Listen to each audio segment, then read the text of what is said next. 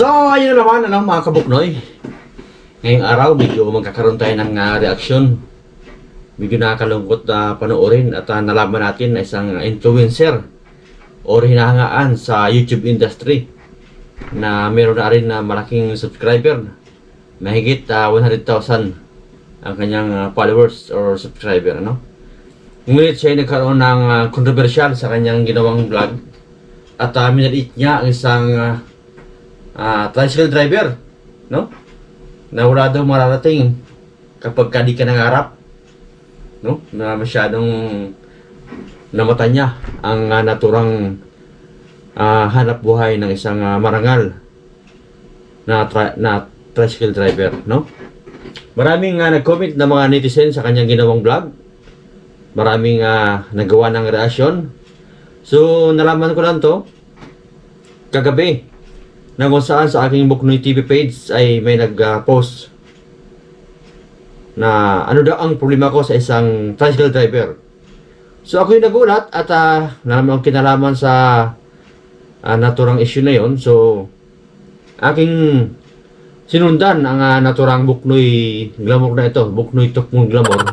So yun na nga, masyadong naging controversial ang kanyang vlog tungkol sa pagmamaliit sa isang tricycle driver. So, halina, samahan niyo akong gawin natin ng reaksyon ang naturang vlog ng Tukmula ito. So, doon sa mga nangangarap dyan katulad ko, huwag kayo tumigil mangarap. Kasi kung hindi kayo mangangarap na mangangarap, hindi matutupad yung mga pangarap nyo hanggat hindi nyo napanood nyo. Bukang bibig sa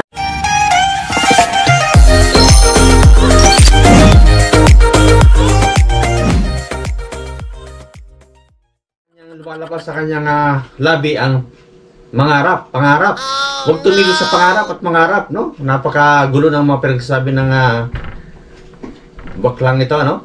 So, pasintabi sa mga LGBT dyan, hindi ko po kayo niya lahat, malaki po ang respeto ko sa inyo. Pero sa taong ito ay nawawala ho ang respeto ko, no? Masyado niyang minaliit ang isang naghahanap buhay na marangal, yung tricycle driver. Buo sa utak nyo kung paano tutuparin yung pangarap niyo. Kaya kung ako sa inyo, kung hindi kayo matalino, kung hindi ako inamin ko hindi naman ako matalino, pero di rin siya matalino. So ibig sabihin, bobo siya, di ba? Yun na naman ang opposite ng matalino eh. Pagka di siya matalino, bobo siya. So inamin niya na rin na mga kabuknoy ang kanyang kabubuhan, no? Kapangalan ko pa naman to, Buknoy Glamour, no? Nadawit yung mga buknoy eh. Lahat na may buknoy nagkakamali tuloy ibang mga tao na kaya nila si Buknoy TV na rin yung nanlait sa tricycle driver, no? Pasintabi sa mga lahat na Buknoy. Ito na yung Buknoy na Tukmul si Buknoy Glamour. Tuloy natin. Sa buhay kailangan maging Penoy Baloy. Tayo. Sarap tampalin no? Pati yung mamabalot pinadiskitahan ikaw ba naman yung saraulo, magbablog ka dyan sa labas, natural, may maririnig ka mga kakaiba dyan, no? Pati yung Pinoy balot, pinadiskitahan ng baklang to no? Sarap ibuhos yung hawak-hawak mo na yun na Starbucks yan sa pagmumukha mo, no? Bale! No? Sarap tampalin yung pagmumukha na.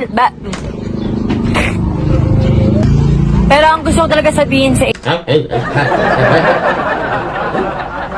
tampalin ka dyan, Buknoy Glamour, Tukmul ka dyan inyo is, wag kayong sumukong mangarap, wag kayong sumuko na tuparin yung mga pangarap ninyo, kasi kung hindi kayo magsusumikap sa buhay, wala kayong mararating tulad nito. Kuya! Alam mo, Buknoy, tama naman yung pinagsasabi mo na huwag tumigil sa pangarap, no? Medyo mali lang yung mga diskarte mo dito Tama din yung mga pinagsasabi mo na huwag tumigil sa pangarap kapag may pangarap. Ay, tama ka rin doon. Pero sa isang banda, mali ka pa rin, no?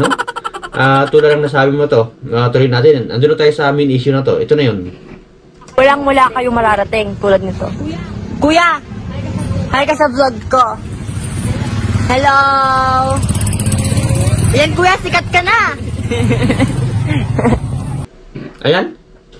Napanood yung mga kabuknoy ang kanyang ginawang kabalbalan ni Buknoy Glamour na ito, no? Masyado niya minaliit ang isang naghahanap buhay na tricycle driver na ligid sa kanyang kaalaman ay maraming nakapagtapos ng kanilang mga anak at nasusuportahan ang pangangailangan ng pamilya sa trabahong pagiging tricycle driver, no? Walang masama doon.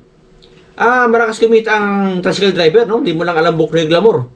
Maraming akong kakilala na tricycle driver, hindi lang nila lang yan, no? Kasi marami silang napagtapos ng kanilang mga anak at nabibigyan nila ng sapat na pangailangan sa pang-araw-araw, no?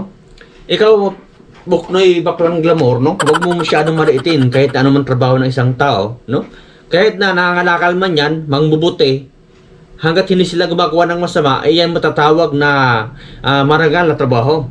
Yun yung paraan ng way ng kanilang hanap buhay para sila'y mabuhay, no? Huwag mong mamatahin kapag kapurkit gano'n ang hanap buhay, ay wala lang pangarap. No? Di mo ba naisip yung Baklang Buknoy Glamour ka? Nagkaroon ka lang ng maraming subscriber, ay ibig sabihin ba nun, magmamata ka na ng mga tao na walang narating o hanggang doon lang ang kanilang kaya? Hindi sukatan nyo, no? Kahit namang bubuti ka dyan, mga lakal ka, marangal pa rin na matatawag ang kanilang trabaho kasi nabubuhay nila ang kanilang sarili ayon sa kanilang pamamaraan, alam na pamamaraan, no? Paul na Paul ka rito parang Buknoy Glamour, no? Buknoy ka pa naman, katukayo pa naman kata. Buti hindi naging Buknoy TV ang yung channel at kung hindi, dalawa sana tayong binabas ng netizen. No? At ayun na rin sa mga followers mo, nakita ko sa mga posts, may nag-message pa sa'yo, sabi mo mag-apologies ka lang kunyari, magdrama-drama ka. Tapos sa bandang huli, sila naman daw ay mag-subscribe ulit. Dahil magpapaawa epek ka. No? Napaka-tindi ng pag-uugali mo. Hindi ko alam kung totoo yun. No, dahil pa rin na auto no? Sana yung mga nakasub dito, mag-unsub na kayo. Hindi ito pwedeng maging influencer sa YouTube kapag ganito ang pag-uugali ng isang tao, no? So dapat bilang influencer ka ay magdala ka ng kagandahang aral sa mga viewers mo, no? Para maging isang huwarang example ka. Sundin ka ng iyong mga followers as mga subscriber na nangangarap na sumunod sa yapak mo. Pero kapag ganyan ang pinapakita mo, Buknoy Glamour, ay nakawalang respeto ka, no? Sa larangan ng YouTube. So, hindi ko na sana gagawa ng reaction to. So, may nabasa lang kagabi na nag-message sa akin na yun na nga. Ano daw yung problema ko sa pagiging tricycle driver. So, kaya ako nalaman ang issue sa'yo. So, kaya na mga kabuknoy, ang ginawa ng YouTuber na ito. Hindi ito matatawag na influencer kasi napakasama ng ugali, no?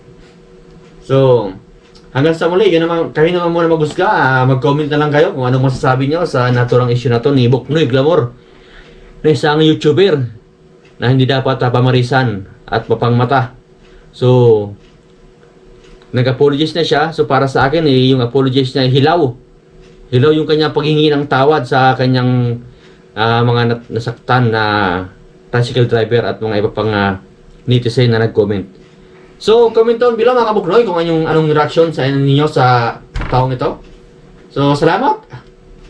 Mabilis ang reaction lang to at di tayo makapagpigil sa pinagagawa ng taong ito.